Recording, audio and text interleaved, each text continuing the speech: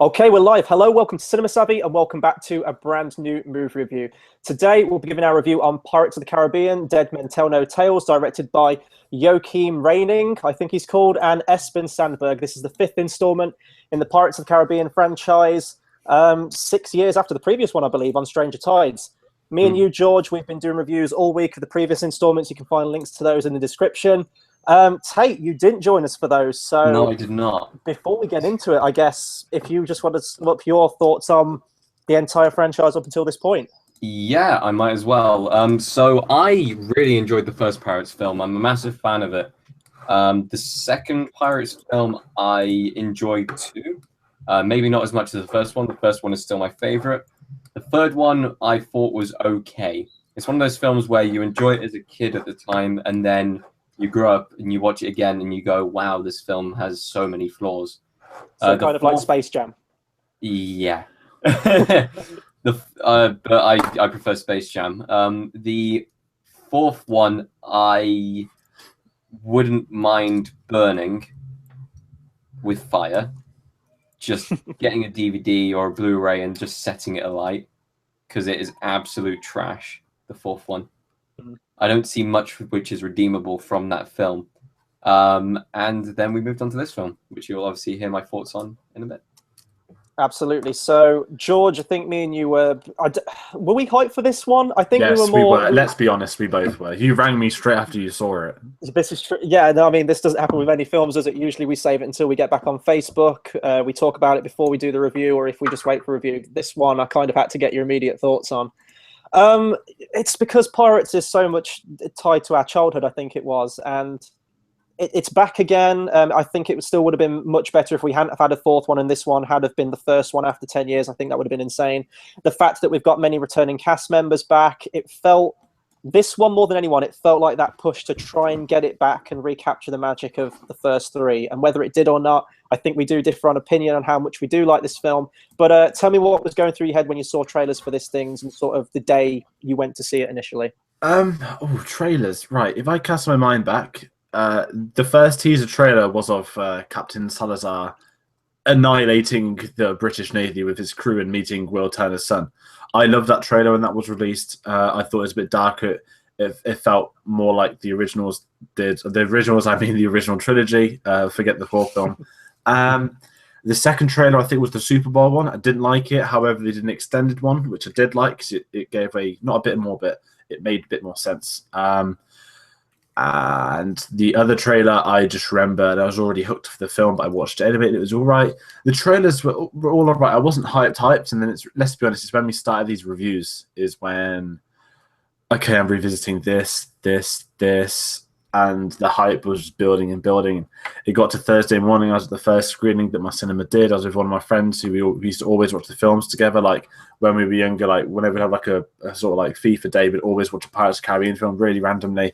So that was nice seeing of him, but I was buzzing. I want to make sure I get this right. I don't think I've been this hyped for a film since Rogue One in terms of anticipation and getting to the cinema. I haven't seen many films since Rogue One at the cinema though. Like obviously I've seen like Fast 8, Logan. It was all different. I was never hyped for each of them. I didn't watch the previous ones in build up. I think that might be why. But obviously, with critics' reviews, I didn't have high expectations, but off a whim, I really, really, really enjoyed this film. Yeah, and I mean, if you've seen the previous four, for me, I mean, I was looking forward to it. I was more sort of like cautiously optimistic for it. But if you're 4 movies in and a 5th one comes out, you know, you may as well, what you've got to lose, you may as well just go and see it. I went to the opening screening, the first screening of the opening day, and to be honest, for the time I went to see it, I think it was a midday screening. There was actually a fair audience in there. I was really surprised for that. And the audience at the end applauded, and it took me right back to see. No one applauded at the end of the 4th one, but it took my mind back to when I went to see At World's End opening day, and I mean that was pretty much a unanimous applause at the end of that movie.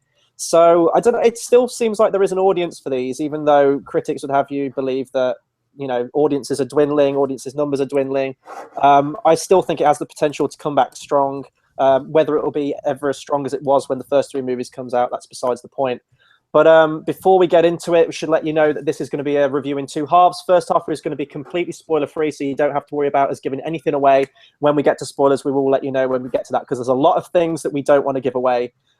which unfortunately me and you, George, we read an article before we saw this movie, so most of this film was sadly given away for us. I went in blind. Yeah. We'll talk about it later on. It was a really traumatic experience. Yeah, it absolutely was. So before we get into the main review then, Tate, if you want to give us the trusty IMDb of what the plot is to Dead Men Tell No Tales. Yes, the trusty IMDb. Are you ready for this? This is... I need to build myself up for this. Captain Jack Sparrow searches for the Trident of Poseidon. Is that it? Is that literally That is it. It is a very short sentence. That is a very condensed plot. And if that doesn't get you excited, I don't know what else will. Okay, I'm not going to lie, but going into this film, I was ridiculously apprehensive because I hated the fourth film. I really hated the fourth film, as I previously expressed about 5 minutes ago. But there was a big turnout to my cinema. And yeah, the general overall audience perception was quite good, and I quite enjoyed it myself. Yeah, I'm going to pass over to George, and I'm going to go last on this one because I think I might be the one who shakes this up a bit. Is a bit different. Like I said, I went in with low expectations because of critics. I don't normally do that, but I was wary that people are saying this is slightly better than 4. That's not good for me. I loved it. I mean, we'll be talking about it, but I didn't expect to like it this much. And whether that was a combination of the hype and going in to see it or just the film itself, I genuinely think this has been unfairly slaughtered. I would say this is one of the films where, I mean, it makes me sound like a DC fan. I'm not one of those pathetic fanboys who've never seen me like harass on people that have different opinions on Pirates of the Caribbean. I hated the third film. I hated the fourth. Well, I didn't hate the third. I didn't like the third too much, but the fourth I hated. And with this, I can see a lot of the criticism, but all the criticism on Johnny Depp. And for me, it's kind of like the whole of a film. And yes, he's the lead character, but I think has been unfairly treated in the reviews and stuff. I'm not going to lie, but it probably has a lot to do with Johnny Depp.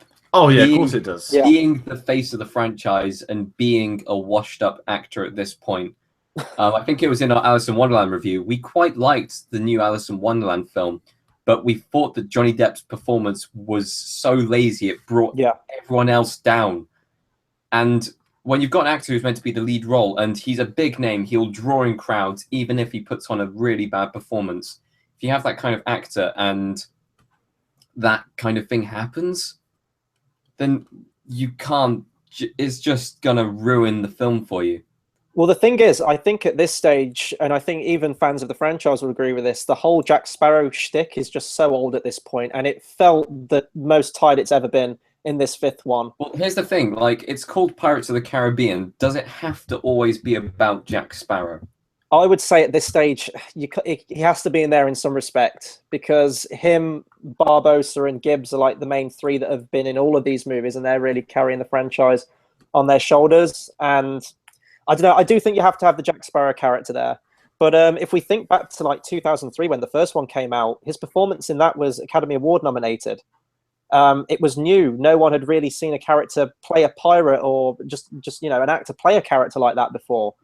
And now with 4 sequels in after this thing, and I do think that a lot of his personal life may have got in the way of this role, perhaps. That's not to say, I mean, he still gives it his all. It didn't quite land for me in this one. I don't know if that's down to the script and the jokes didn't really hit for me with Jack Sparrow, or if they tried to dial his Jack Sparrow-ness up to the nth degree and it didn't work for me. But, you know, he was going through a lot of the time. He was going through a divorce. He was going through a court case as well.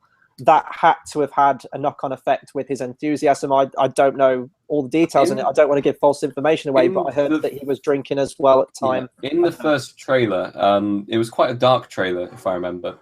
Yeah. That looked like a very appealing film. And I'm not going to take this away from this. I did enjoy this film. But do you reckon with him kind of being on a downer, shall we say, or his kind of happiness not being as high, do you reckon a darker film would have maybe done better? No, because I love the second one. It's the darkest one, but all of Jack Sparrow's scenes are very lighthearted. The character itself is the sort of the light in the darkness. I'm not the biggest fan of Jack Sparrow. I never have been. The other reviews will say that. I've always been a kind of villain guy, and especially with this franchise. But I think with everything that happened, it was a train wreck of production. Most of the cast and crew got ill quite badly at sea. Some of it got delayed and delayed. So much stuff was going on that it took. I think it's originally meant to come out in like 2014 or 15, and it seems like it's been pushed back years from when it was meant to come out. Yeah, and it's such a weird one, but I think with Johnny Depp it's such a weird one because before we hit record, you guys were talking about Black Mass. I haven't seen it, but from that to stuff like this, where in the nastiest way, the character of Jack Sparrow in this film, he is washed up, and I think I messaged Chris like, well, Johnny Depp's essentially playing himself now. Like I love Johnny Depp, but the amount of stuff that's gone wrong recently, I try not to dwell into it, but the court case with the dog when they snuck a dog into Australia when they weren't meant to.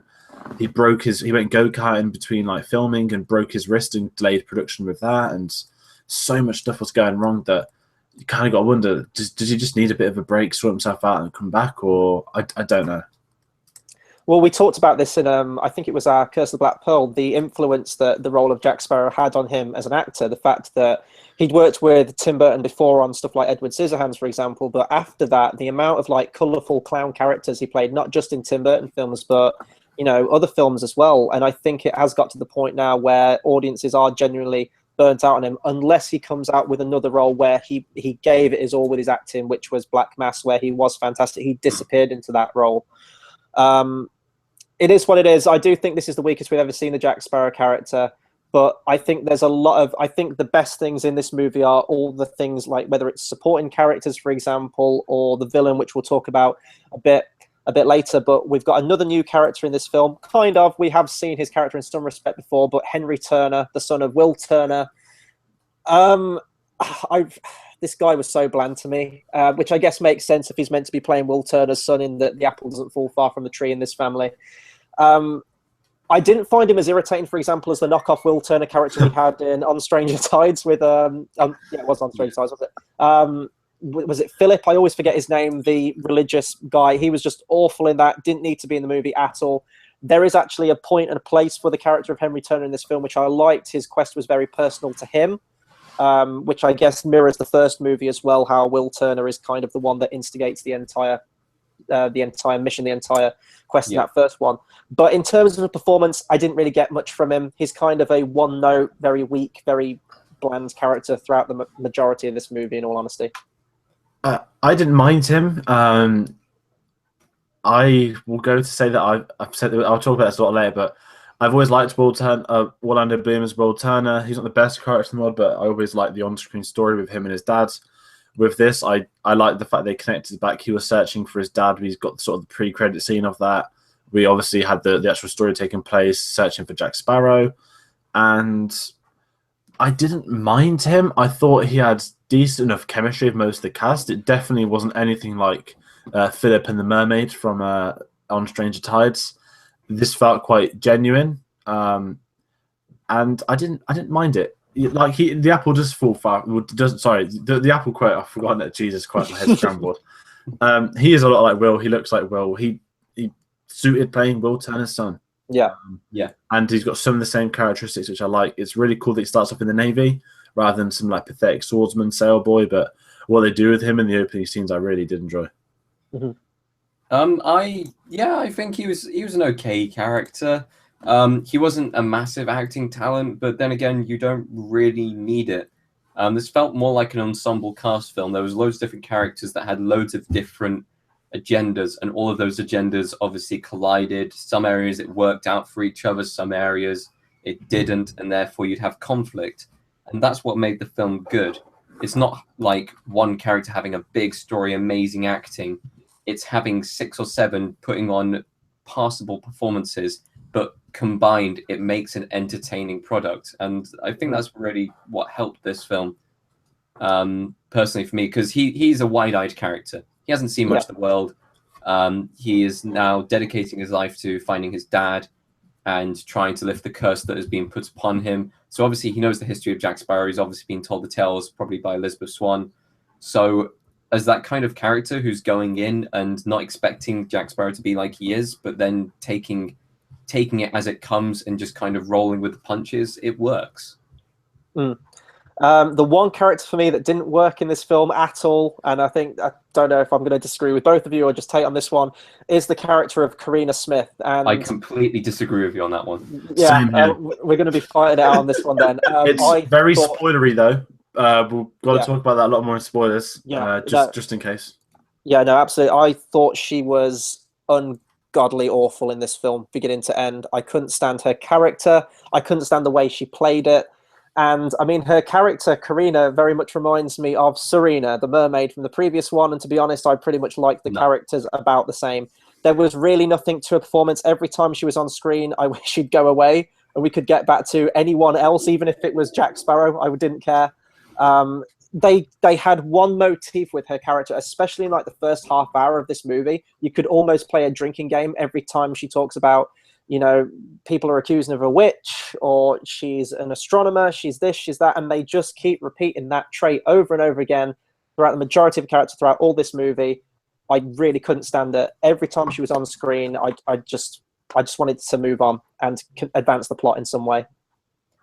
Kea Scodelario is a national treasure. Don't you dare do that. National treasure? I am really? going in. Okay, so we look back at her film catalogue. She's done a decent job in the film Moon. Do you remember that film? No? Okay. I thought it was just like Sam Rockwell and the voice of Kevin Spacey. It is Sam Rockwell and Kevin Spacey and Kea Scodelario. But we've also got the Maze Runner franchise, which I adore. I'm a big fan of the Maze Runner franchise. No, seriously, I liked the first film. I really enjoyed the second film. I've read the books, and it's just a fun franchise. I think of it as a better version of the Hunger Games in that kind of genre, because the Hunger Games completely ruined it with the final two. Now we move on to her TV work, and Skins is just a phenomenal TV series, and she played a massive role in the first 4 series of Skins. She's the longest running character on the TV show Skins. She is a brilliant actress, and in this film, it's just another performance like her other work, and it's good. It's not the best performance she's done, but it's a promising performance because it shows that she can do kind of a wider range of roles instead of being kind of the kind of modern side of heroism. She's gone for a kind of an old-timey female heroism, and her character being boiled down to I'm an astronomer or she's a witch. That is for the first 20 minutes of the film, and then after that, she develops her character role. People start to respect her more on the screen because they realize, oh crap, she can actually do these things. It is a better character role than you were describing, Chris. I'll have a rebuttal to that, but I want to hear from George first. I did like her. I was a bit worried at the start because I don't like Skins. I didn't mind the first Maze Runner. I didn't watch the second one. I just thought this is a knockoff Hunger Games. And yeah, that was my opinion of the Maze Runner. And I haven't seen too much of it, but I enjoyed her in this. I thought she worked. She didn't, not in like a nasty way, but get into a patch where a lot of franchises, they're focusing on family series, fast films, Star Wars, stuff like that, a lot of family-oriented stuff. And seeing this, I enjoyed her. I didn't think I would, but she wasn't annoying. Towards the start, she had to make the point that she was an astronomer. So it gets funnier as it goes on with the whole lines. But I thought she suited the Pirates of the Caribbean films. I like her a lot more than I do Elizabeth Swann. I agree with and that. Tia Dama. I mean, there's not many women in these films. But I love Tia Dama. Tia Dama's great. She's made out of crabs and it's the sea. I see Calypso as a different character, but I will agree with you on that one. What was I saying with this? This is the one thing with the Pirates of the Caribbean franchise. I mentioned this in the reviews that I've done before, is that they always think we care about the romance element of these films. So the first one was very prominent romance, but you could it's okay in the first one. They handle it to a level and it's very much in the background. Then all the other ones, it seems we always have to have that Will and Elizabeth type character in each one. 4 was the worst offender of that with Philip and Serena. This one has the same. And I think this one has slightly more reason for doing that, especially when we get to the end of the film, which I won't give away. Although I think it's been confirmed that there's certain cast members that return in this film. It has a place. I just think, because I'm probably going to piss off a lot of people off with this, but I always tend to do on my reactions and reviews anyway. I don't think that Kareena in this film is a strongly written female character. And the reason I say that is, and I'm going to go to another Star Wars comparison here, if you have characters like Princess Leia, for example, in the first Star Wars movie, or even other movies like Ripley from Alien or Sarah Connor from Terminator, they show up. They don't have to keep reminding you of how tough they are constantly. They just are. It's part of the character. They don't keep hitting it home, just spoon-feeding it to the audience. That is part of their character. And they're great, and they're some of the best female characters we ever had in cinema. This, every single opportunity they get to with this character, whether it's a side character talking about it or herself, she has to keep constantly reminding the audience of how great she is, how wonderful she is at everything, and how she's constantly repressed. And it gets old very quickly. You can do that once to give some context to the character, but when it's every single line from her pretty much in some way, shape, and form, it really, you just see the whole politics behind it. I would disagree. I'm going to disagree as well. George, you go first. I swear for like 3/4 of Alien 2 and 3, Ripley just sits there saying, "Oh my god, I've already been up against aliens. Why didn't you believe me?" That's like 3 Alien films in a row. Yeah, but she steps up. No, come on. No, it's the exact same. Moving away from an alien argument, I'm going for a completely different reason in context to the film. Her entire premise and her entire purpose for being in the film is that, first of all, she is down in the belief she wants to try and find the treasure that her father kind of set forth for her. Like, that's enough character motivation right there. The entire film, she is battling the belief that science is the only answer to everything, and yet she is proven wrong part of the way through the film because of the ship in the bottle, as we saw in the previous film, because of Captain Salazar, the character of himself, and because of this, it does throw a spanner in the works of her belief. It makes her open out to other beliefs and makes her become a slightly less tense person who is so dedicated to her career, which she's based her entire life off. So when you balance up, really, it's quite a subtly well done character. Maybe. We're gonna have to move on because otherwise we're gonna be harping on this the entire room. We've got a lot to talk about. Let's move to some of the positives in this film. The next two characters are fantastic. We'll kick off with everyone's favourite Barbosa, played once again by Jeffrey Rush. Although I will say that this isn't Barbosa at his most Barbosery that we've had in these films, he is still one of the standouts in this film. You can tell that he's still having fun playing this character. And I don't think this is a spoiler, but when we get introduced to Barbosa, it is kind of the next logical progression of where his character would go. And without giving anything away just yet, his introduction scene in this film couldn't have been more perfect than it was. Barbosa is one of the funnest characters of the franchise. He's probably my second favourite Pirates of the Caribbean character that's not a creature. And he just, every time he's on screen, you listen to him, you take in what he's got to say. He's witty, he's funny, he can be angry, he can be villainous. Obviously, he was a villain, he turned a good guy. And he's great in this. There's some advancements. If you look at the end of the fourth film, you know, he's essentially got a navy now. I'm just going to say that. If you look at the trailers for this one, he's obviously got some new attire, a bit more expensive. And I just love what they do with him.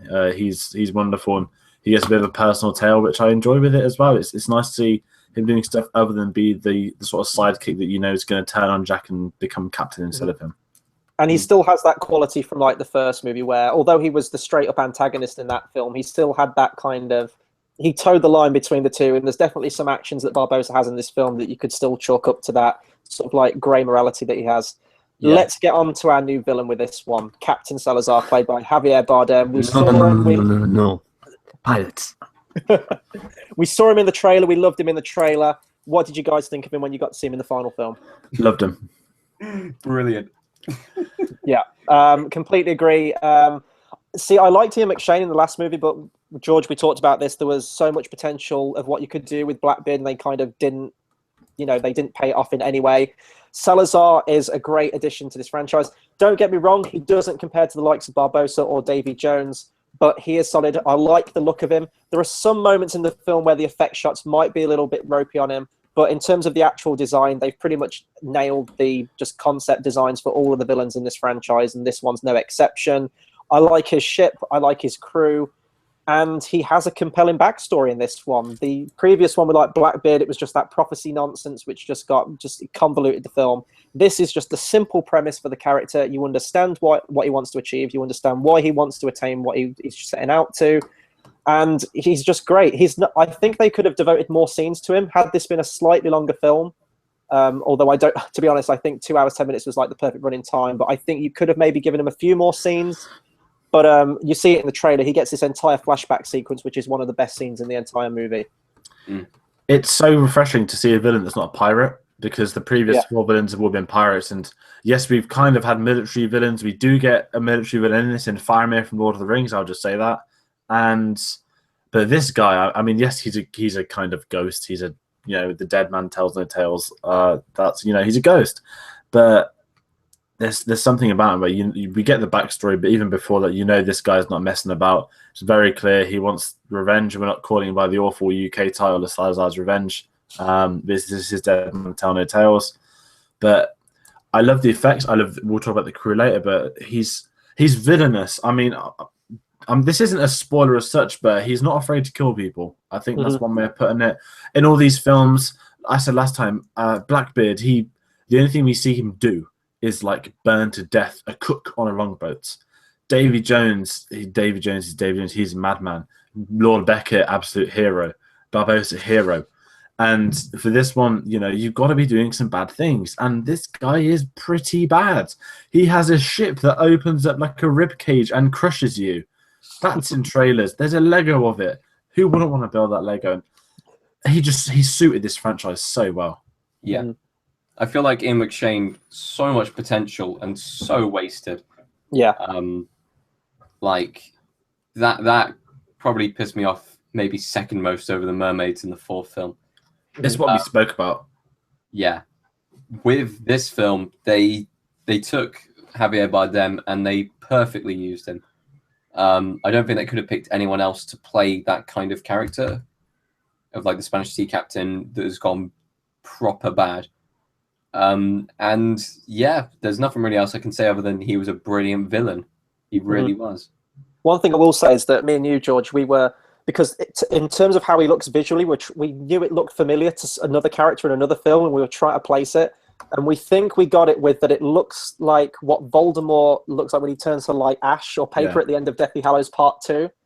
I think that might be the character, but I did like the design of him. I thought it was great. I'm not going to go into specifics in this one, but I will say in this movie there were some returning cast members from the other ones. There's the usual ones like Mr. Gibbs, and there's a few... Is there like one crew member from the original 3 Pirates of the Caribbean? You've got Scrumback from On Stranger Tides, which is probably the only good addition to the franchise in that 4th movie. So it was nice to see them back again. And then there are some pretty big names as well that come back in this cast, which we'll get onto in the spoiler section. So if we move on to the action now, and I guess we can talk about the CGI in general coupled with this. I think this is an absolute step up from the 4th one. One of my biggest problems with the 4th one is, despite having a bigger budget than at World's End, it felt like a TV movie. It felt cheap. It felt like they had to cut corners somewhere. They gear up for naval battles in that film and never really pay it off. And the end action climax isn't all that impressive anyway. And there's really just not much else. This one actually had those big Pirates of the Caribbean set pieces that we've come to know and love. This one definitely felt more in line and in place with the first 3 movies in that respect, I think. Yeah, the CGI. I mean, the crew is ghosts, as you know, but there are some. I mean, you don't really in the trailer see too much of the crew. You think, oh, it's just a bunch of like dead Spanish people. But like David Jones, David Jones' crew, Barbosa, that they're all going to look the same but have slightly different traits. Whereas there's a design trait within them, but there are some crew members which have only got like faces on show. Some of them are missing half of it. The CGI in this was absolutely incredible, and what I liked on this. In this day and age, they're never going to let them do what they did in the originals and have actual boats fighting each other. There is some CG boat stuff, but you know that they are filming on boats though for a lot of this, and that it is practical effects, especially the opening chase scene at the start. I did really enjoy this film. The CGI worked with it. It felt like the budget had been properly spent on the CGI. Again, I don't know how enough the 4th film spent so much, especially when it was the one villain which is like practical effects, not makeup too. Whereas this, you've got a floating wispy head for like the entire film. They've run on water. It was awesome and scary at times as well. I'd say the visual effects on the actual characters was really well done. On the ships, it was okay. I don't know if they've advanced it as much from the first film, because I remember rewatching the first film recently, and I don't really notice a difference between the ship CGI, or the ships kind of any CGI done on the ships then and the CGI done on the ships now. They just used it on the sails, I think, in Black Pearl. Just kind of like enhanced it a little bit, I think, in that movie. Then obviously the CGI increased from the second one onwards. But like, when you look back on the other films and you look back at this film CGI, I know a lot of CGI nowadays is noticeable, but the best of CGI was when they had Salazar's ship and the ship opening out. Yeah. That looked better than just the ship's CGI in general. There was one bit which you see kind of in the trailers of Jack running across the roof. The transition shot of him getting off the roof looked extremely tacky and video gamey, like an end of level video game. He jumps onto like a hay bale type thing, and then he gets carried off into the distance from a long shot kind of deal. Like that looked very kind of end of level video gamey. Yeah, which is bad. For me, not as bad as King Arthur end of level video gaming. Oh god, pretty bad. let's never. Well, actually, we probably will bring up a comparison to that movie again later on when we talk about another celebrity cameo in this movie. For me as well, the CGI was okay for the most part. There was some really naff green screen shots, and they really came into it mostly when I think this is in the trailer, but the shark attack. I'll just say that with Jack Sparrow. Some of the green screen shots in that weren't great. On the whole, it's fine though. But we're at a stage now where CGI kind of looks mostly the same in every movie we go and see now. It's very difficult for it to attain that really impressive status. We'll talk about the soundtrack. So this is the first one. Well, actually, no, it's the second one in the franchise history, because Klaus Badelt did the music to the first one, although Hans Zimmer had a very big involvement. And I still think he probably had a big involvement in this after listening to the score, but this one was done by Jeff Zanelli. I was really looking forward. There's not many films that come out now where I genuinely look forward to the soundtrack of. This was one of the big ones from this year. And I'll just say I loved it. It's kind of like on Stranger Tides in the respect that it does rely on a lot of those old themes.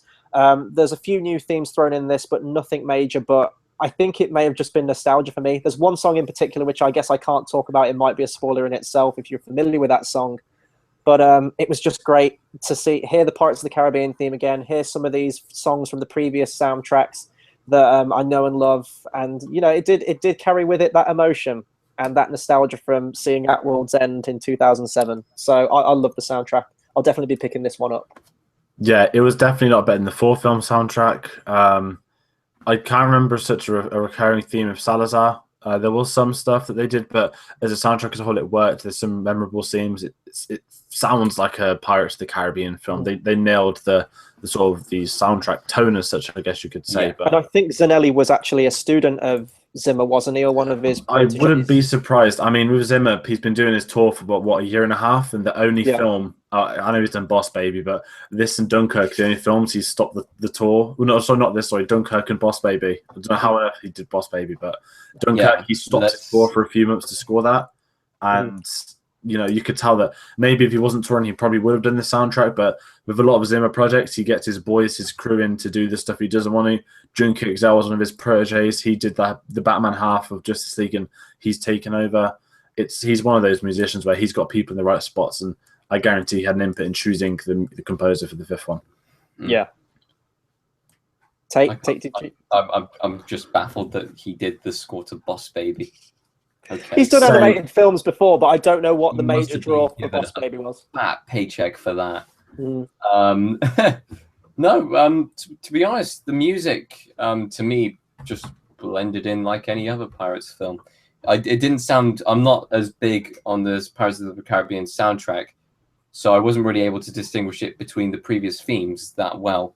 I enjoyed it, if that helps. Yeah. What was this? They do try and establish a theme for Salazar. It plays in his opening scene, but then I kind of found they didn't really play that theme again. It didn't sound like they did in any way, so it doesn't really come out as a theme. And then they try their hand at a new romance theme to tie in with the new characters of Kareena and Henry. But I love the soundtrack. I guess we'll move on to overall opinions again, because this is a movie that's very difficult to talk about without getting into spoilers. So, George, overall opinions on Pirates of the Caribbean, Dead Men Tell No Tales? A worthy succession to the original trilogy of Pirates of the Caribbean. It was nice to see the cast members 10 years on. It's a good laugh. There's some great action scenes. There's some emotional scenes. It's honestly worth checking out. Go for the cinema experience of it. It's awesome seeing these films on the big screen, and stay for the credit scene. Definitely. Absolutely. Credit. Yeah, I really enjoyed this film. It's one of those where, like, you can. I was explaining this to George beforehand. I'm trying to put this back into words.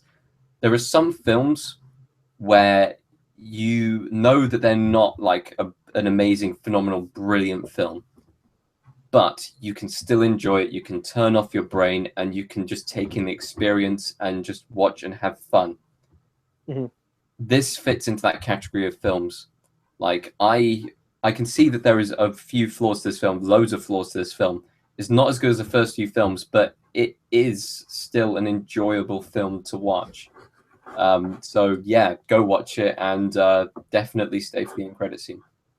I will say that it's definitely a cut above 4. There's a lot of ingredients in there that they've put into this one that do harken back to the original 3 Pirates of the Caribbean films. It doesn't hit those levels for me. There are definitely still a lot of problems with this movie, but nevertheless, I will admit it was nice to see a Pirates of the Caribbean film on the big screen again, to hear that music, to see these characters again. And from where the post-credit scene ends off, and even just the ending in general, I will even say this, but on Stranger Tides, I hate that movie, but the last 5 to 10 minutes of that film are absolute Pirates of the Caribbean gold. And it's kind of the same with this movie for me as well. If you go and see these movies for Jack Sparrow, for example, I think you might be a little bit let down with this one. He's really not on his A game in this film. But it's still an enjoyable film for what it is. I don't think I enjoyed it as much as you guys did. But I mean, I'm seeing it again tomorrow, so it must have done something right. I will be seeing this film one more time than I did on Stranger Tides. That was a one and done for me. Jesus. So I guess for that reason alone, I would absolutely recommend this one. So that'll do it for our spoiler-free section of our review on Pirates of the Caribbean. We're going to get into spoilers now. So final warning, if you haven't seen this movie yet and you don't want anything spoiled, go away, watch the film, and then come back to us after. So you have been warned. So I guess we're going to kick off with, we're going to go through the entire film, pretty much plot point by plot point, go through it as quick as we can so we can really talk about this one in depth. So the opening scene where young Henry Turner sees his dad, we kick off this film with Orlando Bloom. I didn't expect them to jump that quick in with the Orlando Bloom character. I thought they were going to save that for later on in the movie.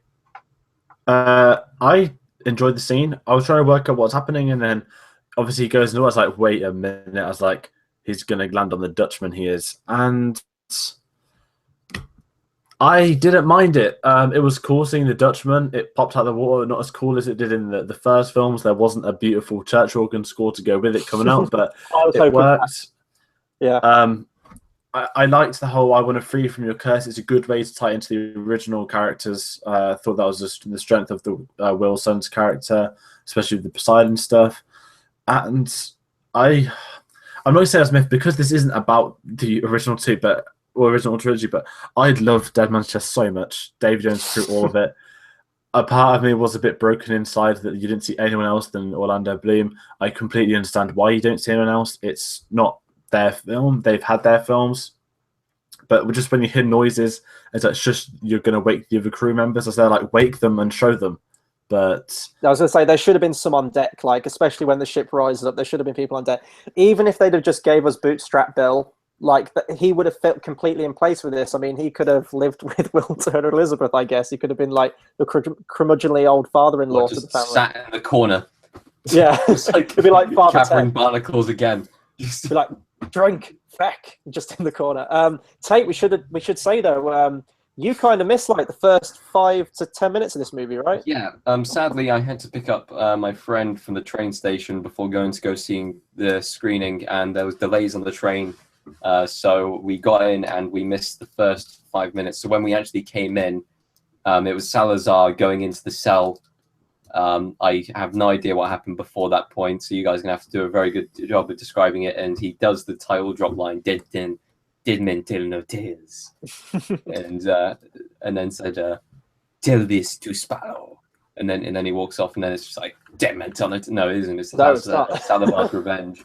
So, okay, we'll do our level best to catch you up. I will say it was cool seeing Orlando Bloom back. I did think that he might be in this movie a little bit more than he was. He kind of just shows up at the beginning, shows up at the end, and I think the way that they build it, especially, I think was it trailer 2 or trailer 3? He got like a pretty big that was the first time I think he was officially announced when you saw him in the trailer. I would have liked to have seen more of him in this one. I think, judging by how Six looks like it is, I think he's going to be one of the main cast members again, like he was in the first three. Which, you know, I've badmouthed Orlando Bloom in these films, but he is kind of a staple of this franchise at this point, and I can't lie, it was nice seeing him back in it. I do think he completely phoned it in, though, in terms of his performance. He didn't really feel like the Will Turner, even the Captain of the Flying Dutchman Will Turner that we saw at the end of the movie. He didn't feel the same, like he had that same level of enthusiasm, but he's only in 2 scenes, so it wasn't really as noticeable to that degree. Well, I get why he's not enthusiastic, because he doesn't want to be underwater for the eternity at this point. Yeah. But I did laugh because I know he had the gunk on his face, and I liked that he's slowly turning into the Dutchman. It makes sense. Every time he spoke, it felt like he was trying to command his son. He's like, leave. And it's like he was trying to be really serious, and I guess he was, but I'm so used to Will Turner being the pathetic little boy, like, Miss Turner. And you know, when he's like so smitten in this, he's trying to be a captain, and I don't buy into him as a captain at all. But I didn't mind it. I like they stuck with the bandana Will from 3. But it was a nice throwback to the originals, seeing him. And although the Dutchman did fly out of the water, that was amazing. I'm not going to lie, but technically his wife is a better ship commander than he is. Well, I'm not going to talk. He is the Pirate King. I'm not going to talk about that. If you want to have a rant, go and listen to the Outworld's End review. I just did not like that at all. She clearly abdicated the title of Pirate King, so I wonder who's Pirate King now. Maybe we'll know that in 6. I want to know. Is it Sri Sambaji? Is it Mistress Ching? I'm going to try to remember all the other names of the characters. And also in that scene as well, when the ship's rising, it was so nice to hear that One Day, I think the track's called, from At World's End. That is where when I didn't hear the church organ with the Flying Dutchman burst out of the water, I was like, oh God, they're not going to use any of the same scenes outside of the main Pirates theme. But when that ship was rising and we got that classic Hans Zimmer One Day score, I was like, okay, we're in good hands with this one. And thankfully, the rest of the score was amazing as well. So then it flashed forwards to 10 years after that, and we're introduced to the Henry Turner for the rest of the film. And he's... What would you say? He's just like a sort of deckhand, isn't he, in the British Army? He's in the British Army, and he clearly is only in the army, so he's out on sea, so he can try and find Poseidon stuff. And they kind of introduce him, say he's that weirdo. He's got another crazy idea. They're chasing a pirate ship into the Devil's Triangle, and it's a nice instruction. It was nice seeing him, like I said, it's nice seeing him as a military, not as a pathetic swords boy turned pirate. I like that he's like, you can't go in there. I know about this X, Y, Z. You're going to get crushed, and he gets called traitor. He loses his ranking, gets chucked in the prison cell, and then they go inside the triangle. The other pirate ship's been destroyed, and you just get this one scene of just pure savagery from Salazar's crew. It starts off a low camera in the darkness. They're all running on the water towards the ship, and it feels like that scene in Pirates Caribbean 1 when they're quietly ripping apart the army from the back of the ship. Except this is just like full-blown people being cut everywhere, heads being annihilated. And there's this bit where it's a really good build-up of Captain Salazar. We're just following him from behind. He's got like his weird Darth Vader breathing going on, and everyone in his way, he's just slashing across the face, and he just wants to kill them all. I loved it. And that then takes us up to where you came in, Tate, where he goes to the cage because they charge him for treason, don't they? Because he's saying like, you can't go in there and say, who are you to give us orders? You know, you're nothing. And then they lock him in the brig, and that's when Salazar comes and says, I always leave one man alive. Tell Jack Sparrow that death is coming for him, which is a great opening. And then they give the feed line as well. He says, like, I can't tell him myself because dead men tell no tales. And the camera pans out, and we get Pirates of the Caribbean, Salazar's Revenge in the UK. And it really, really, really pissed me off in that moment. So then we get introduced to the main prop scene of this film where we get Jack Sparrow back. And I'm just going to say it, after watching the films fairly recently, it's the finale to Fast 5, and I'm glad I wasn't the only one. That is legit all I thought. Yeah. I was great. I was just like, he's going to steal the bank vault, but then at the same time, the house is going to go. Yeah. This is just like taking the piss out of Fast 5, right?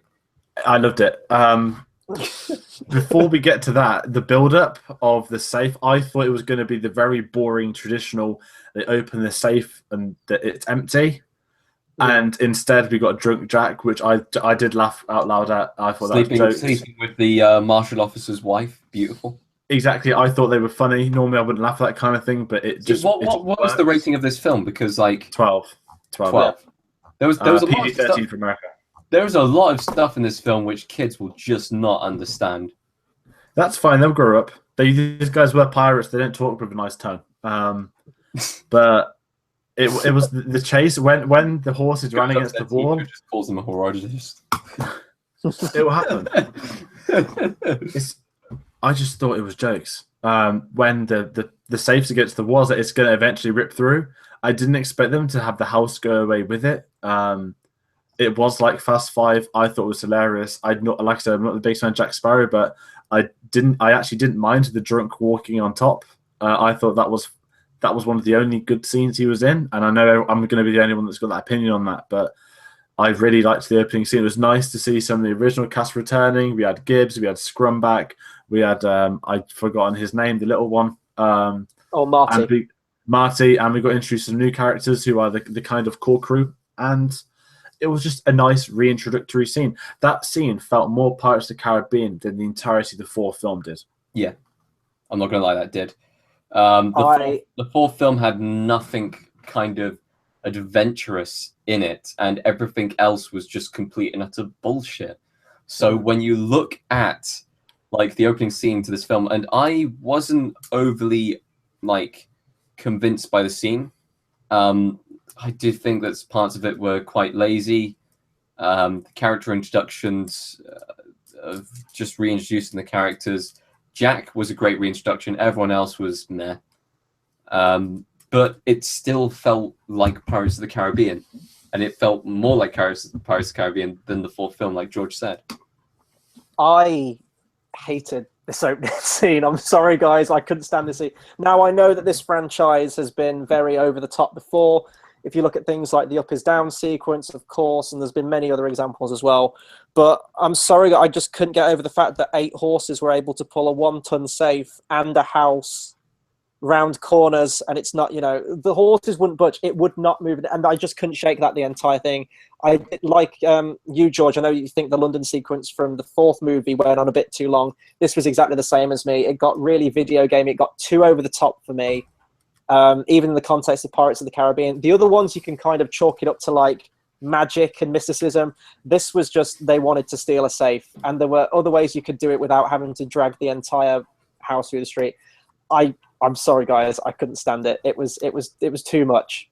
They would try to do too much. They could have done a much simpler. Like if you go back to the first movie, for example, Jack Sparrow's escape from the Navy.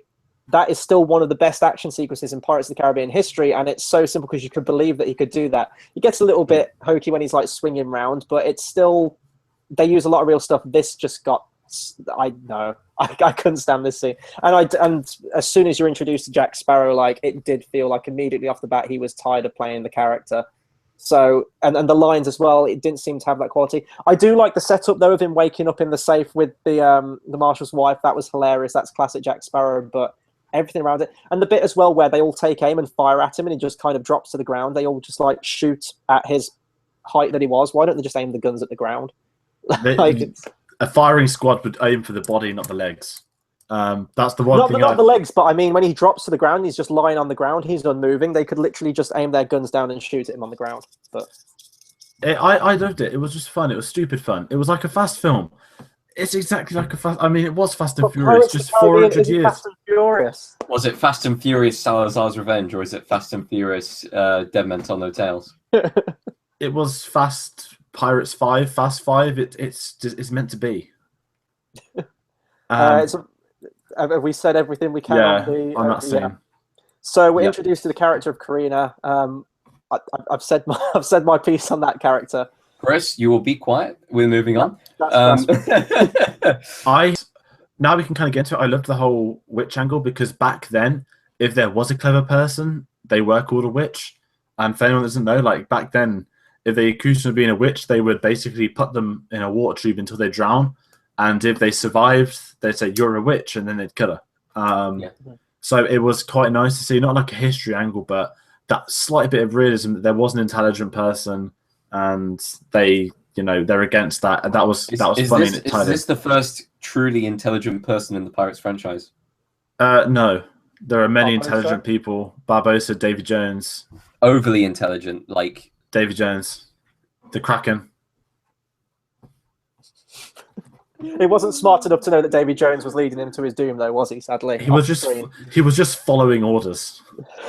It's just good business. Ultimately, the one thing I did want to talk about, you just mentioned the witch aspect to Kareena's character, but there is a witch character in this film. Yes. I don't think she's ever name dropped in the film. They just refer to her as witch. Oh, wait a sec. No. We have an actual name in Shansa. Shansa. Not Sansa. Shansa. Shansa. What the hell was up with this character? She came right the hell out of nowhere. She's pouring like green goop tea. She's doing all kinds of weird blood magic and everything, and then she is out of the movie completely. She is there for like 2 scenes. She feels, I won't say she feels out of place in Pirates of the Caribbean because we've had the likes of Tia Dalma before, but this is like Tia Dalma ramped up even more in terms of the magic that she's doing. And there's just no payoff to it. Even like David Wenham's character and Faramir from Lord of the Rings, he kind of just is immediately out of the movie. I thought they were setting up something more for those 2 characters, especially when we see that he has an allegiance with this witch. And although they're killing witches, they're sentencing them to death, he's kept this one to help him in his quest. And then that plot line just seemed to be dropped, like they didn't know what to do with it, and they were both just... Hold on, you're saying that Tia Dalma turning into a giant goddess and then causing a massive whirlpool... I see Calypso as a different character. she's Naomi Harris made out of crabs. It's an awful character. I didn't mind the witchness. The goo stuff was weird, but at least you knew she was a witch from day one and not just some weirdo in a hut that turns out to be a maelstrom. I thought they killed her because when they were having the prison conversation, I still thought he mentioned to her about that she's a witch, she'll get what witches get. Faramir, I loved as the villain. Don't give a damn about what his name's meant to be. He is Faramir on a boat. And I didn't expect him. I thought he'd be in the opening scene. Scarfield, not Garfield. Scarfield. He's still Faramir. I loved it when they kept him going. He was on Sith and was like, oh, we're actually going to get a bit of the military. And then he met Captain Salazar. I know that's jumping ahead the barrel, but that was great. That was great, that ending bit. Can we not talk about the... I don't know. We're going to have a debate here. What has been the worst cameo of the year? Is it Paul McCartney in this film, or is it David Beckham in The Sword? Because let's be honest, David Beckham in The Sword technically had a purpose for the plot, whilst in this film, there was no purpose for him being there other than just... The reason that I despise David Beckham, I'm a massive football fan. I've got no time for the Beckham family. It's nonsense celebrity pop quotas of just nothing. Overrated footballer, not the right place for this rant. Anyway, so I heard about that. I didn't watch King Arthur, but that made me not want to watch it even more, knowing that he would actually get a penny of going in to see it. For those that don't know, he wrote an email slagging off everyone that got a knight that became a knight except him because he's a PR guy. And I've lost my headphones. I'm just going to carry on talking. And then with the David Beckham cameo, when that film got announced and he was in it, I was like, okay, forget this crap. And the clip's released online. It's on BBC News because they tried to make a big deal to market the film, and that was just tragic. Whereas Paul McCartney, I like the Beatles, but I'm not the biggest fan of Paul McCartney. Wrong place to go into a rant on it, but that cameo at least gave me my favorite Facebook comment of the entire decade. The only good thing about the Paul McCartney cameo was the reaction on the internet afterwards. Namely, as such, was a commenter who's saying, "I wonder if Stella will be in here with a peg leg," and I couldn't stop crying. I don't care. I'm going to hell. A peg leg joke, but with him playing a pirate, it just made sense, and it was the worst cameo without doubt. But at least it gave me that one funny line on Facebook. Whereas David Beckham gave me nothing. So we haven't actually decided the debate here. Chris, seeing as you're a person who has also seen the other crap film that came out this... I did. Like, actually, no. This film was good. The crap film that came out this month, other than Alien Covenant, what would you say? Which one was the worst cameo? So I answered this to you guys before we hit record. The worst cameo between Beckham and Paul McCartney was, without a shadow of a doubt, Paul McCartney. Kind of along the same reasons that George said, in that David Beckham, you can, because it's in such an inherently bad movie, laughably bad movie most of the times, you just laugh at it and just say, like, oh, what's this shit? Why is he in this movie? Yeah. Paul McCartney's character, the film stops dead for his cameo, and there's no lead up to it. It just throws you right into it. You're left confused and bewildered as to why it was even in the movie afterwards. Was he just walking past set one day and they just threw him in wardrobe and makeup? Did he have some kind of agreement, or was it literally just done on the impulse that we had a famous musician cameo in the previous 2 movies? Let's just get it. I'm going to go ahead and say that Jack's family is just filled with famous musicians. His other uncle's probably part of the Kinks. Yeah, I'm guessing Ringo Starr's probably his granddad. it was. Can we get a family reunion / concert going on? Maybe. They're gonna cover like an end credit song or something in the next Pirates of the Caribbean movie. Is that what's gonna happen? Yeah, and he's doing this Scouse accent, and it's just, he tells a joke, and it's just completely out of place. It would have been, you know what? I might have laughed at that if Keith Richards showed up again and he just happened to be in the jail cell. It would have been completely on the nose and unnecessary, but at least it's a character we've seen before. It was just awful. I just want to move on from it. It's don't just even remember terrible. the joke from it. So let's move on to the execution scene, which was executed quite well, I'd say. It's a typical Pirates moment of they're going to get out of this. What is the most ridiculous and wacky way they're going to get out of it? And they managed to advertise a Disney ride in doing so. So good job. Well, they introduced guillotine, which I thought was actually quite funny for this film. It's, for those that don't know what guillotine is, you put your head, you get strapped into the wood, and the big slicer comes down, and it's adios into the basket. And when they were it was a cross between a hanging and the guillotine cut on Jack. You knew something was going to happen, but it was the build-up, and then the crew came back with the cannon. I really enjoyed it. It was a silly scene, but it was a nice throwback to the first film, and it led to a good action set piece, I thought. Okay. Chris, be quiet. Let's move on. No. Okay. In fairness, they do this whole gag where the cannon shoots the guillotine and it kind of locks off the system and it keeps spinning around on its axis, and the blade like almost cuts his head off, but then it flips and it goes back down and it keeps almost trying to cut his head off.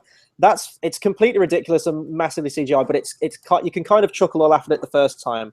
But they kept repeating that gag, and that happens with a lot of the jokes in this movie, whether it be like throwaway lines here and there or actual set pieces like this. They just run the joke into the ground. The biggest offender of that was, and I hated the line in the trailer, and the fact that she had like about 3 or 4 puns rolled up her sleeve for this one moment was awful. Again, the character of Kareena, when she's about to be hung and Henry catches her, I can't remember what it says. Like, he says, "We're friends," and she says, "Judging by the place of your left hand, I say we're more than that." It's a terrible joke, leave it at that. But then she says something about he says something about to port, and she says, "No, you're more like at starboard right now." And I'm like, I get it. Your hand's on her ass. Like, I get what you're trying to say, movie, but she's had about 3 or 4 of those. That really annoyed me. And also, when did the crew actually show up with the cannon, or were they there from the beginning? They showed up with a cannon. They said that that was a great distraction. They paid us to come and save you. Will Turner. The reason I was confused about that is because they ask Jack before what his preferred method of execution would be, whether he wants to be hung or with guillotine, and it seems like he's never heard of the guillotine before. He goes, "Yeah," because they say, "And this new thing called the guillotine." Yeah, and he was like, "Oh, I like the French. I'll go with that." But the cannon's already pointed at the guillotine for when they make the escape. What if he chose the hanging?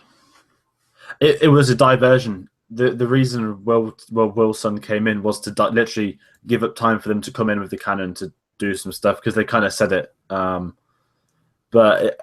I liked it. Yeah. This ultimately leads to them all getting onto a ship, and then the film kind of slows down a little bit, where it's trying to establish character back and forth and why they're going on the quest, etc., etc. Then we eventually get to Barbosa. Oh, I will say as well, the new crew. There's a moment where we get reintroduced to Gibbs and Marty, and there are some new crew members. Going with the whole Lord of the Rings thing, if Faramir's in this movie, you've got one of the dwarves from The Hobbit in this film. I think it's Ori. For anyone who's watched The Hobbit, he's the kind of young, naive one with the slingshot as a weapon. Yeah, he's in this movie too. I think he's on an advert for Haribo as well. You know that one where it's like the kids' voices and the adults are like miming along to it? He's on one of those as well. But anyway, we get introduced to Barbosa. Now, we hinted at this in spoiler free. We can talk more about it now. We knew of the gold peg leg, though. And George, I think you told me. Did you read an article or something? Was that part of the character bio right from the off? It was from the character bio that he kind of has a fleet now. He's the richest of the rich. Pirates are afraid of him. They make reference in this film saying, you know, Barbosa owns these waters. He obviously has the Queen Anne's Revenge, which is not Davy Jones's ship. God, no, it's Blackbeard's ship from the fourth film. And when we get introduced to him, we get the returning duo from the first and the third films. I've forgotten the name of. Tug and Mulroy. Yeah, never been their biggest fans. And it took me a minute to realize it was them because obviously they were pirates this time. They had a beard and mustaches and were dirty and stuff. But it was kind of nice to see them back. But the whole build-up of them breaking into the room saying, we have to speak to you. The music's playing and Barbosa just irritated. He just shoots the wall. He's got his own personal orchestra now, which was great. It's amazing. He's got a golden peg leg that he was tapping in sync.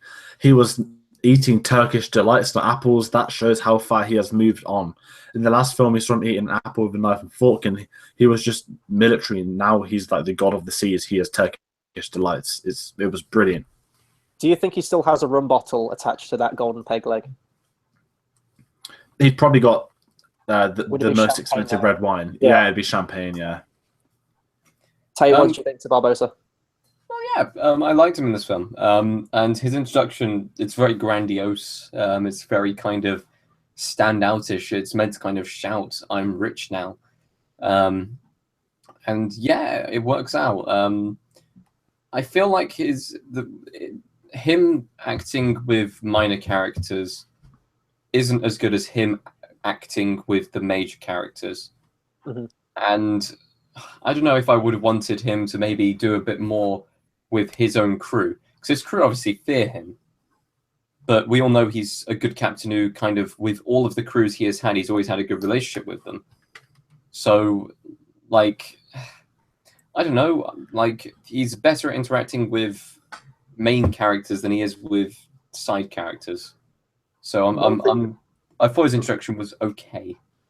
I love when Barbosa, when he's trying to be like this grandiose pirate lord, he's trying to make a name for himself, and then he always seems to get dragged back into these situations. And I always love Barbosa at the moments where he's at his most vulnerable. So, for example, where Salazar comes aboard, there's this awesome moment where he says, like, every time I tap my sword on the floor, I'm going to kill one of your crew members. And you can see Barbosa getting more and more desperate.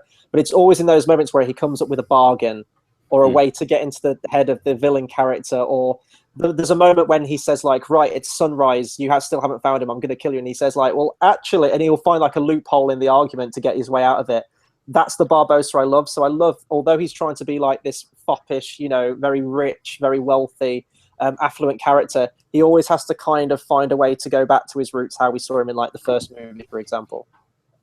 Yeah, and I think that suits him best, because one of my favorite quotes from the first film is I think is, you fail to specify where and when I'd let you go, or something like that. I always thought that's hilarious. I used to use that with my friends or make dodgy deals with them when I was younger.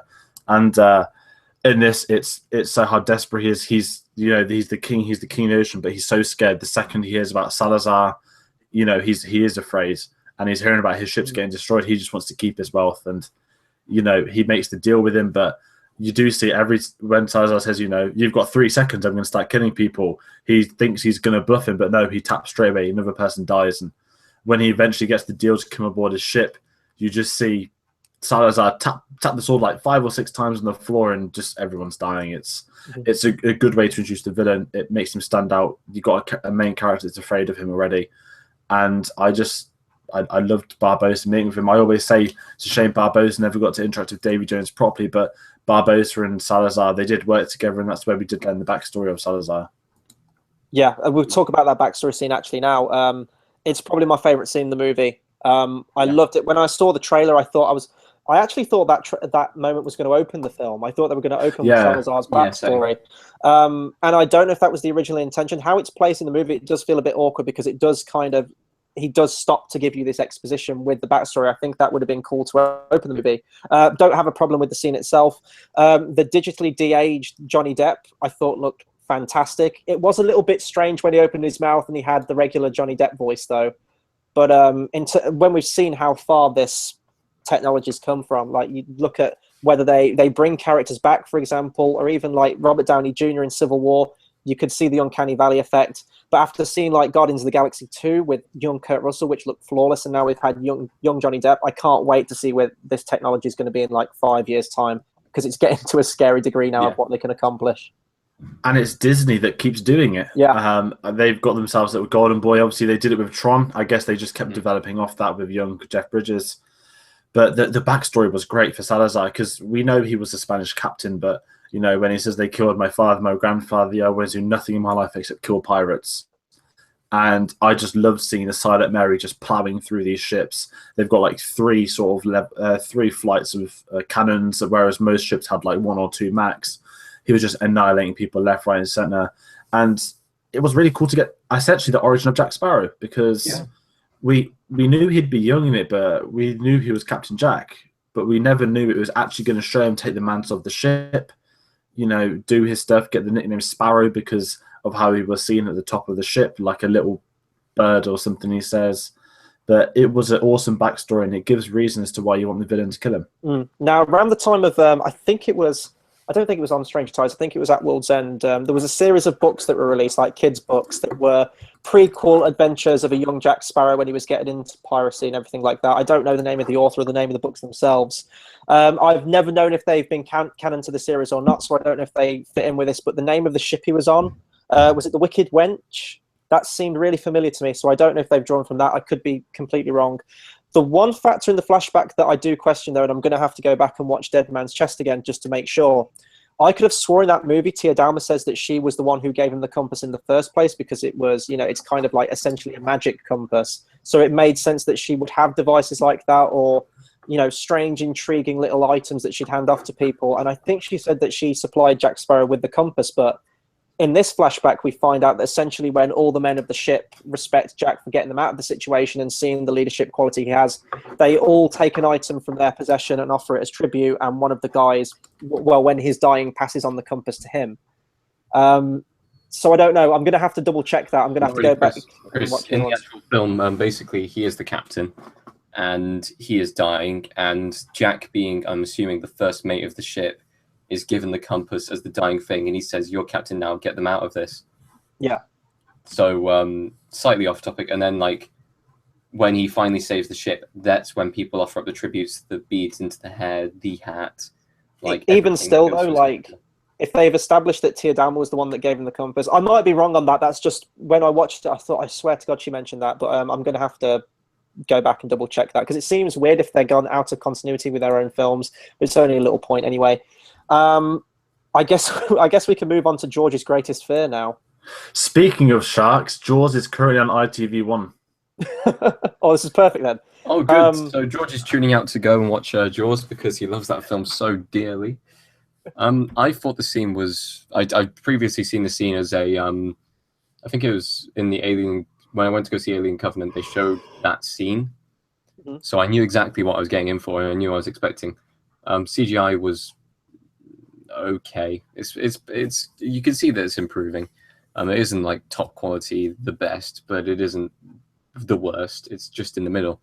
A lot of the things from this film were just okay, but it was still enjoyable, which kind of favors me in the film. The best part of the shark attack was them running on the water afterwards, because the shot of it kind of panning up and seeing the feet running across was phenomenal. Just gives me flashbacks of the first film. Like the first film, them walking under the water, like it's just iconic moments like that, and they kind of upped that almost. They've gone and kind of changed the game slightly, and I don't know. I want to see what they want to do with other villains now in the next few films, because obviously it's pirates, has to do with water. So what else can they do in water? Can they have like an amazing swimmer, just like or something like that? I don't know. It also reminded me of Dead Man's Chest a little bit as well, where they come onto the island with the mill wheel before that, and the crew are running along the beach. It reminded me of that too. George, what do you reckon to this scene, then? Terrifying. I knew. Listen, I looked at the Lego Silent Mary, and I knew there was going to be Lego sharks. Like, for God's sake, there's going to be sharks in this film, aren't there? They weren't just sharks. They were undead sharks. And I liked the build-up when they first got them. I liked the fact the sharks were dead on board the ship. They just they weren't attached to them. They were a part of the ship. I liked that. But what got me is I didn't think I'd be afraid. I've seen a lot of shark films. When I've seen shark clips, a lot of the time it's nothing to me. It's Jaws is obviously the main one that gets it. But it's this believable crap. But with this, it was when they chuck the sharks in the water and they twitch and their eyes blinking and they start moving. That's when I kind of panic. And I got jump scared the first time. I think they go for the boat before the people. Yeah, they take a chunk out of the boat, I think. Yeah, I crap myself. I was really uncomfortable when it was flipping in the air like a dolphin. I didn't really understand what's happening. I wasn't scared by that, but just when the sharks are speeding up, it just gets my heart pounding, and I just absolutely crap myself because they're terrifying creatures. And I wasn't looking at the screen for the CGI and stuff like that. I was just literally there's that famous meme from the Scary Movie film where he's like, "Run, bitch, run." That's exactly like me every time I see a shark come on screen. And yeah, luckily they're in it for one scene. That's the good thing. It was a fine action beat. It was an exact moment that we needed one. And where was I going with it? It kind of reminded me of Dead Man's Chest as well, where Jack Sparrow flees to Pelagosto to get away from Davy Jones because he can't come on dry land. Very similar thing with Salazar in this movie. I thought it was fine. This was the moment where I mentioned the green screen when Jack's on the boat and he's kind of holding on to the tether at the front. That's where some of the green screen was a little shaky. It was a fine scene though. And then on the plan, I've literally written weird marriage scene. Right, so they get onto the island, and this is where I was enjoying the movie okay, but this is where I kind of like phase out the movie. Actually, when they get to the island, I think one of the best parts of the film was him being confronted by Salazar. Salazar obviously not being able to step on dry land like many of the Pirates of the Caribbean villains. And then suddenly he's coming face to face with him, and I wanted to see like Salazar's rage, and you can kind of see he was just kind of taunting Jack that he will eventually get him, and Jack kind of looked scared in that scene because he knew how close that he was to dying just then. Not only that, but what will kind of happen once he gets caught. He knows the implications at that point, and maybe it becomes more real for him because for the entire rest of the film, he becomes more of a, I'm not going to say like serious character, but less goofy from that point on. I like how he's like pointing at him with his sword, like I'm going to get you, and he's like edging as close to the edge of the water as he can. But yeah, that was cool. But yeah, just throw the sword. No, I'm guessing it would dissolve though, wouldn't it? Would it? Is it still technically part of them? Because one of the crew members goes onto shore and just like falls into like ash and dust. Like so I'm guessing. Yeah. I like the scene. I liked how angry that he was as close as he could be. He didn't want to move until he couldn't. You could hear his breaths getting worse because obviously he was struggling being that close to the land. And then we had one of the funniest scenes of the film. Yeah. So as I like phased out the movie a little when they got onto the island, and then all of a sudden, like I was watching the screen, I just kind of snapped out, and I was like, okay, now he's at a marriage, and he knows this guy. How did these people get here? Do they live on the island? Why is this happening right now? What the hell is going on? Yeah, but I like Jack owed them a debt. He obviously didn't have any money on him, so he said, "Okay, you're gonna have to marry my daughter." But she was already in the wedding dress. The ceremony was loved it. He got knocked out though. He got knocked out and woke up. Knocked out. So you don't know how long it's been, and they've all changed clothes as well. So this was just so random. This was one of the scenes that shouldn't be funny, and I know a lot of stuck-up people wouldn't find it funny, and I know that a lot of normal people wouldn't find it funny. But this is the bit that would have killed the critics, I think. When she's coming over, it's so sort of old school that she's really fat, she's ugly, she's missing teeth, and she's like snorting every time she says something. This was where I've actually thought Johnny Depp was his funniest for a long, long time, where he's like heard. This felt like classic Jack Sparrow. Every time like she'd step a bit closer and it's like, I've got this wrong with me, and she's like, so have I. And then he was like, yeah, it was grim. It was so funny, and the build up. He accidentally says, "I do," and then like Barbosa just comes up out of nowhere and just shoots them. I thought that was so funny. It felt like the moment from the fourth film, but then taking out that man's bravery. It wasn't done as well because it was more random, but this was. It was such a random scene, but I thought it was hilarious. And after that scene, we get the return of the Pearl. Now, I will give this movie credit in that it limits the amount of references to On Stranger Tides. A apart from this one scene, but I guess, you know, 4 kind of wrote them into a corner with this and they had to get away with it somehow. Now in 4, I'm guessing it was just as a joke, but they said they needed like a person who could play the trumpet and someone who could do this. It turns out they need none of those things. They just need the sword of Blackbeard to just pierce the bottle and then throw the bottle into the open ocean. It reminded me, I don't know if you guys had these when you were growing up, that there'd be like little foam characters or toys and you put them in water and they expand over the course of a week. It reminded me of that. It was cool seeing the black hole there. With Barbosa's sword, you could literally just go into find all the ships in the bottles and literally pierce them all, throw them on the scene. You've got an armor. Yeah. Jesus, that's overpowered. It's amazing. That. And I mean, that ship still stands, right? Doesn't the Queen Anne's Revenge is still around at the end of this movie? Yeah. Well, I assume so because you don't see it after he goes on board Salazar's ship, but he's got the sword, so I assume the Queen's Anne's Revenge is still there. It's floating in the water somewhere. But the bottle scene I quite liked because I hated the fact in the 4th film they didn't show it turn into the bottle. They missed a key action set piece. They missed a key part of the Pirates of the Caribbean franchise, and I was happy they showed it come back rather than it was just randomly here at the start of the 5th film. Mm-hmm. I mean, in that 4th one, they could have done something similar to this with like the Salazar flashback. They could have done that in that movie as, again, like another Barbosa monologue, and we should have seen something in that, I agree. And then we move on to another action set piece with a big ship attack. It's the one, I actually thought it was going to be the end scene of the movie, where you've got Jack Sparrow like hopping on all the cannons between the ships. It really reminded me of the end of At World's End. Similar weather conditions, similar visual look to it. I really like this scene. I thought it was cool. We get a bit of a brief sword fight as well with Salazar on these cannons, and then the mast of the ship comes alive and starts attacking them. That felt very different, something we haven't seen in Pirates of the Caribbean before. It's like this big lumbering statue thing trying to jab at him. I thought it was a perfectly serviceable action scene. It reminded me a lot of the early Pirates of the Caribbean films, and these are the kind of the scenes that 4 didn't have, which is why this one feels more like a film in the same vein, similar vein, I should say, to the first 3. The Pearl will always be like key to the franchise. It's like the Millennium Falcon of this franchise, isn't it? It is. It really is. Seeing as like the first film's even named after it. Yeah. It's just like it'll always be attached to the characters, and the ship attack was a fun scene. I mean, getting to see like that kind of, once again, I'm gonna call it again a Pirates of the Caribbean set piece, where you see him jumping between the ship's cannons and having a sword fight on there. Brilliant. I really enjoyed it. Like, at the same time, like, that scene, I don't know, it's pointless fighting Salazar's men because they can't technically die from the way they've been cursed.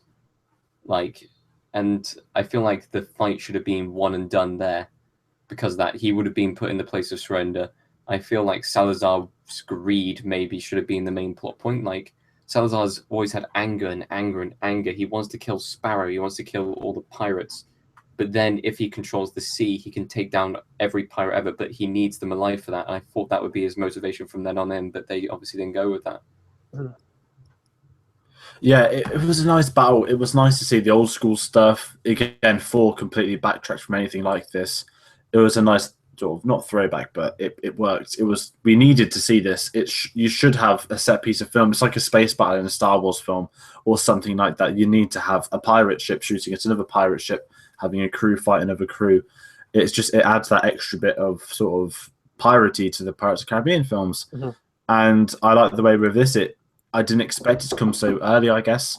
And the way it transitions from this going into the final film, the final action scene, I mean, I did really enjoy it.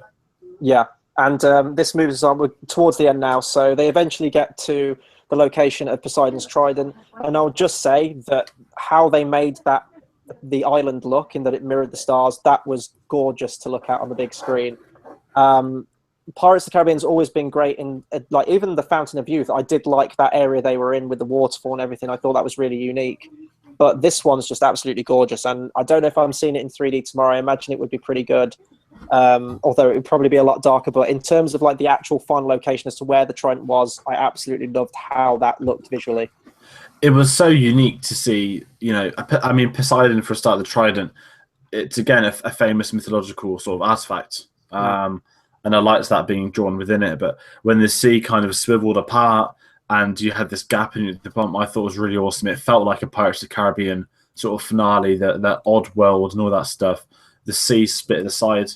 I wasn't too big on Salazar possessing Will's Henry. It was a bit too like, well, you could have just gone down yourself. I guess why he couldn't go out of the water, he had to go onto the land. But I think it's because they didn't establish that he had that kind of power before in the film, and it just seemed really just thrown in for a final action scene. Yeah, and I like the fact that the crew waited in the water on the sides. That was a cool little dynamic to it. But it was an okay set piece. Again, you were just waiting for the actual proper finale, and I didn't expect them to break the trident so early and have a couple of scenes with Salazar in Spanish form again. I guess I can call it that. It was just nice to see him out of the CGI, having the finale in character. It adds that extra dynamic to it. And it was really cool seeing the crew, when the curses get lifted, they almost all start drowning together and they have to jump out of the water. I really did enjoy that. I didn't expect that, and it felt quite fresh. It reminded me of the end of Prince of Egypt. Well, obviously biblical, but like the whole parting of the Red Sea and then it coming back and killing all the bad guys. It reminded me of that a bit.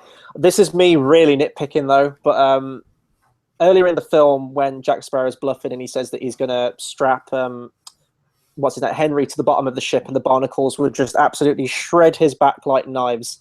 When they initially get to the Poseidon's Trident, they like slide down from the top of the surface all the way down to the riverbed, going across all coral reef and rocks and everything.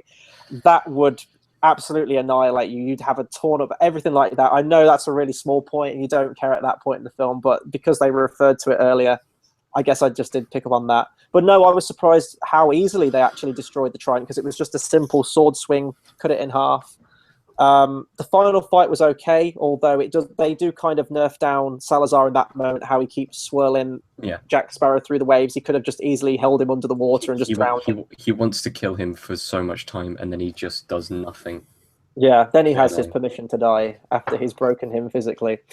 It was a fine scene, but this leads us to one of the most heartbreaking scenes in the movie, which kind of got spoilt for us, didn't it, George? Yes. Where do you want me to go for it? Which review was it? Right, was it Dead Man's Chest review? Was it Dead Man's Chest? I think it might have been at World's End, wasn't it? Or it was one of those two. We were chatting about Davy Jones, and when we're doing these reviews, we always go on Wiki, we have a quick look just to see if we can get some interesting facts. And I was just browsing at Barbosa, and it pops up with Dead Men Tell No Tales. And it was literally one-line description, and I thought this is just a normal plot point. And it was Barbosa sacrifices himself at the end to save his daughter, Kareena. And I was on Skype to you, and I literally was so angry because I didn't know if this was real or not. And normally I've been spoiled by a couple of films, but not like this. And I just thought I'm really confused with this because I don't know anything about her. I don't know if she's looking for a lost father. And they mentioned that she sees tattoos and knows it's him. And I was just trying to get out of my head, and it wouldn't leave. And then I was just doing some more research, and then I came across the post-credit scene details, which we're still going to be talking about, so I'm going to save that. But essentially, I knew that Barbosa was going to die, and this is something I assumed would happen naturally in the fifth film. I thought he was very, very lucky to make it past the end of At World's End, in all honesty. Well, let's be honest, he didn't even make it past the first film. But that's why I thought they'd tie it with him back in his grave and stuff, but obviously not. And the more this film went on, the more I was like, okay, this has been spoiled for me. And I don't know if I was angry or not, because I think it's something that would have been very, very, very predictable as the film went on. I guess they announce it pretty quickly, don't they? They don't beat around the bush with it. They kind of just get straight to it. Yeah, it's they don't drag out for two films to discuss a parentage, maybe a third film. This is just right in. This was your daughter, Jack. This is when Jack Sparrow's at his best, when he's got the human side to him, where he says, I remember a Margaret Smith. And that's when Jack is being serious, when he's having a heart attack, that's when he's at his best, because that is the character as well.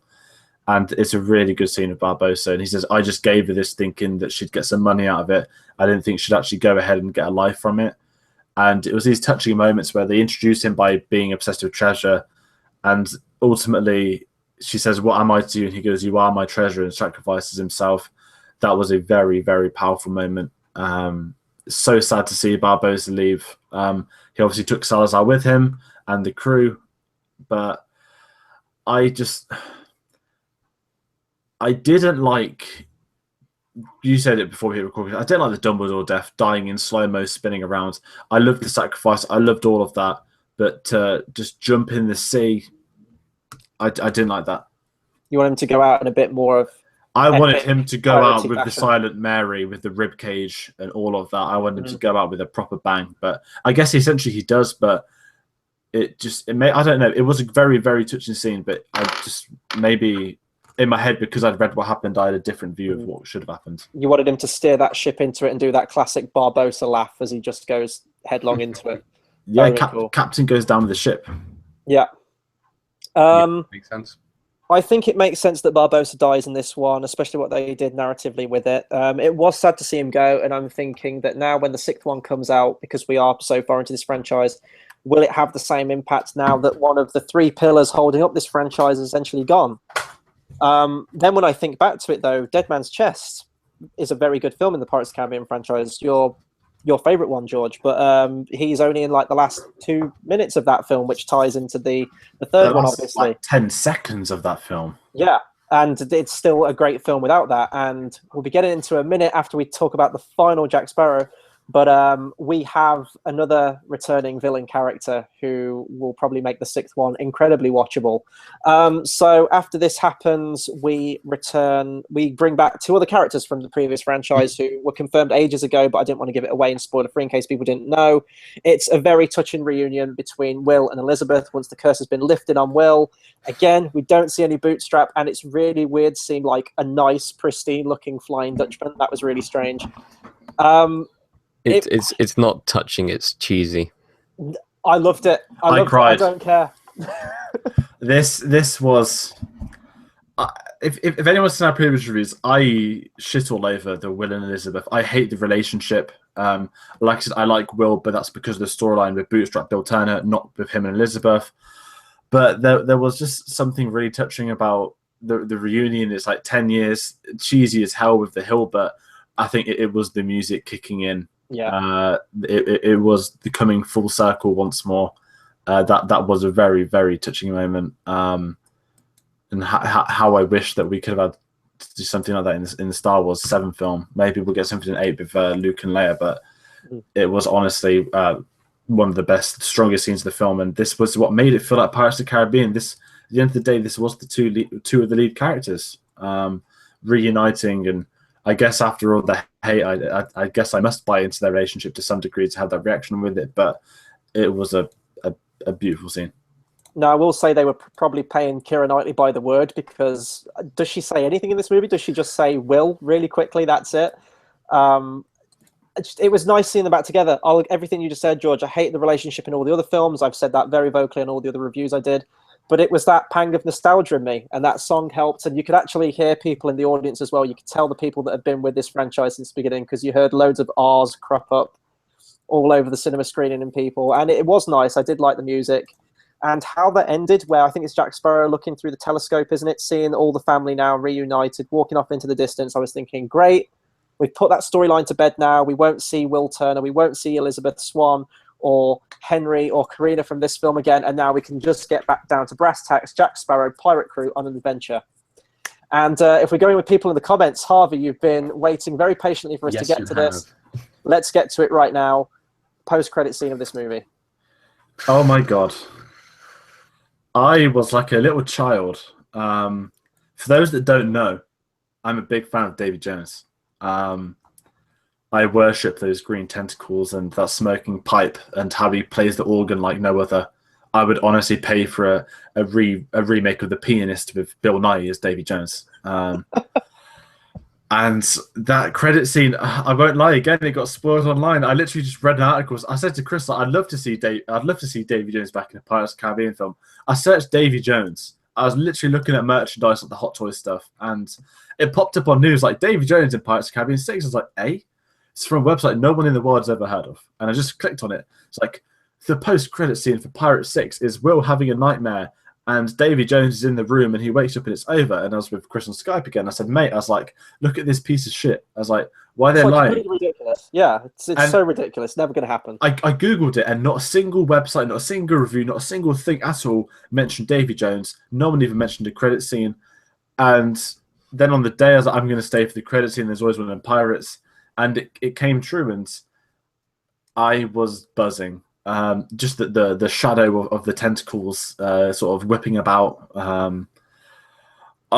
People have no idea how excited I'm going to be for this sick film. If they follow through with this, they want to make a sick film. They want to get Bill Nye back. They want to get the Dutchman crew back. You bring back that crew, and Pirates of the Caribbean will be my most anticipated sequel ever made. That's not Star Wars. Guarantee you. That's how much of an impact Dave Jones has. I absolutely love it. I want to see him savaging people. We've seen him cut the necks and tip people into the ocean. I just want to see him look at Keira Knightley in the eyes. Goodbye. Do that tentacle thing like he did to Mercer.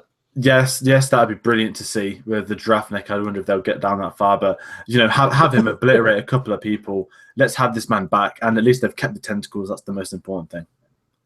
George, you do know what's going to happen now, right? I want to see. You do realize what you've got to do right now. You have got to Photoshop a poster of Davy Jones as the pianist. This has to happen. I considered this walking back from work today. I was just thinking about what amazing Oscar films could you remake, but as like memes. And The Pianist with Davy Jones is something I think the world wants to see. I'm going to go ahead and say I want to see this be the final, because they said with this film, the final adventure begins. I want this to be the final film, the next film, Pirates of the Caribbean 6. But I want it to be the darkest film they've done. Do it. Kill them all. I saw an interview with the director. I wouldn't mind if Jack is the only survivor. Literally decimate everyone else. The interview I saw is someone said to him, "This is the last film, but you said this," and he says the rumors where they were going to shoot 5 or 6 back to back, it didn't happen. Thank God it didn't happen. That would have been a catastrophe. And he said, "I said it's the start of the final adventure, but the final adventure may span a film or two." Mm-hmm. I'm down with it. It's Davy Jones. I think 90% of people are going to be down with it, as long as they get Bill Nye back. My thoughts on the end credit scene, again, we kind of spoiled it for ourselves. And even when it started, I was thinking like, nah, it's not going to happen. And then the doors flung open, the curtains were billowing in the wind, and you see that classic silhouette that can only be one character, and it is Davy Jones. And he's on land. That's a good point. He's on land. Well, the curse is lifted. That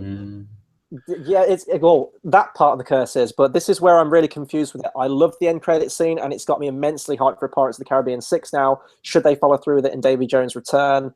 But when they destroyed the Trident, they make a good point of it in the film, saying that this has lifted all curses at sea now. All curses. That includes Squid Face Davy Jones, but he still has the Squid Face. But he's dead. Hopefully they explain maybe that in the he's sixth just one. got a squid on his face and he likes it as a fashion accessory now. I feel that they've probably thought about this in heavy detail. However, I reckon they're going to go with the excuse because he died at the end of 3. It didn't apply to him as a curse, that it's his dead soul coming back. I just see it being something melodramatic. In all honesty, I don't care why he's back. I just want to see him commanding the Flying Dutchman with his amazing sound effects, his squidging noises, his crew, everything. I just want him to come out and just start massacring people because, and you know what? While we're at it, bring back the Kraken. Yes. Yeah, well, especially if they're bringing people back from the dead now. If he's got some kind of resurrection stone thing and he can come back and bring the Kraken back, why not? What was I going to say? I was going to say something regarding it. It does seem like Disney are going back to the well with Pirates of the Caribbean, especially with bringing Davy Jones back. With this one, we had a little bit of Will, a little bit of Elizabeth. It's signifiers from the previous 3, the ones that were the ones that made the most money. Actually, no, 4 did make the most money, didn't it? But that was with 3D tickets. But in terms of just opinion in the critics, it seems like they're going back to what worked. They're going back to the old formula, and that looks like it might carry over with Davy Jones. You know what? The majority of this film, like 80% of this film, I watched it and thought, I really hope this is the last one because Jack Sparrow feels tired. It's not recapturing the old magic as much as I want it to. And it's always in like the last 10 minutes of these films. It happened with 4 and it happened with this one. They pull something out of the bag in the last minute and then it cuts to he's a pirate in the credits, where I go, you know what? Bring on another one. I want to see another one. So I'm in the boat now where I'm really looking forward to Pirates of the Caribbean 6 if it does happen. It'll be a bit weird now if it doesn't happen and they've announced that this is the last one because it doesn't make all of its money back. That will break my heart of the wasted potential they have with Davy Jones. But yeah, why not? I never thought I'd be saying this, but yeah, give me a 6. I'm just having a look at the box office. It's predicted for a 75 opening weekend in America. Obviously, it's Memorial Day weekend, I think. So Monday it will get an extra bit. So you're looking at 90 to 100. It's also half term this week. Yeah, I was going to say this is going to be the film that does very well internationally. The last film made a lot of money internationally compared to domestic. I guess that's the term for American box office. But I'm going to assume that this gets about. Well, it's going to get 500 minimum, but if its budget's 200, double that for marketing, it's 400. Anything plus it's got its money back. It's going to get its money back easily. So yes, give us the 6th one right now. And I think that Disney and investors, if they said Davy Jones is back, the others are back, then that's probably going to help. Yeah, definitely. Tate, you have anything else to add at the end? Or Do you know what? This film surprised me because I thought it was going to be an entire month of dud films. We've got Baywatch coming out next week, which has not been getting the best reviews. We've had Covenant, which was disappointing. We've had The Legend of the Sword, which was just mind-blowingly dead. But this film surprised me. I enjoyed it. I really did. And it's got me excited for a new film if there is going to be another one. George, final thoughts on Dead Men Tell No Tales? I loved it. I felt like I was kind of younger again whenever I'd get hooked and hyped on Pirates of the Caribbean. It genuinely was a worthy sequel. I say that quite a lot, but this felt like Pirates of the Caribbean. That was the most important thing. And I am praying for the 6th film. Honestly, someone told me a couple of years ago that David Jones had been of a Pirates of the Caribbean film. I'd have laughed, and I still did a week ago. But now that potential is there, and I hope they go through with it. Yeah, for me, people will guess from the review, I don't think I like this movie as much as you guys did. Still thought it was definitely a step in the right direction. It was a lot better than 4. And the potential of where this film ends and how it could lead into a 6th one with all the cast that could return for the 6th one, it has got me excited. And as I said, you know, it's always nice seeing a Pirates of the Caribbean film in the cinema, even if it's not great, hearing that music, hearing the soundtrack, just seeing, you know, the characters back again. It is always nice, and I think a lot of that goes back to my nostalgia for this series. So that'll do it for our review on Pirates of the Caribbean, Dead Men Tell No Tales. Be sure to comment, subscribe, and let us know what you thought of this movie. Did you like it? Didn't you like it? How do you think it comes in? How do you think it compares to the other films in the franchise? Anything Pirates of the Caribbean related, please do drop us a comment.